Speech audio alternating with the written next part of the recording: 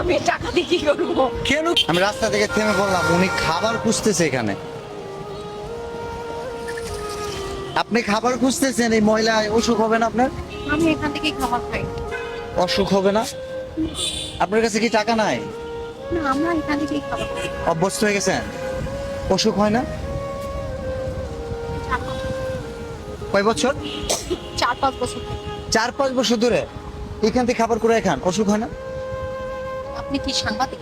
না না, সাংবাদিক না, আমরা আসলে কন্টেন্ট বানাই। আমরা আসছি এখানে কিছু মানুষকে হেল্প করার জন্য। সাংবাদিক? আমার বাসা হচ্ছে ময়মনসিং। আপনি যদি চান আমি আপনাকে কিছু হেল্প করতে পারি।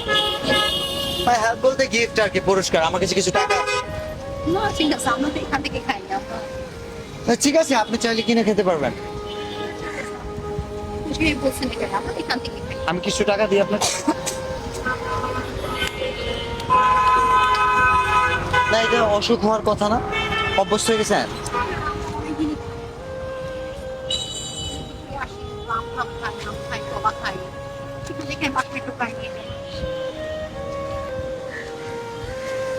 এখানে 5,000 টাকা আছে। আল্লাহ, আমি টাকা দিয়ে কি করবো? কেন কি করবেন? আমি তো এখান থেকে কিনে খাই। তাহলে আপনি মানুষকে কিনে খাওয়াবেন, মানুষ এগুলো তো খাবে আপনি না। কোথা থেকে আসছেন? এত টাকা দিবেন আমাকে? আম ক্রাম ফ্রম ময়মনসিং ডিভিশন। আমি ময়মনসিং থেকে আসছি, খুলনা আসছি কিছু মানুষকে হেল্প করার জন্য। হেল্প করার জন্য না, বিশ্বাস হয় না?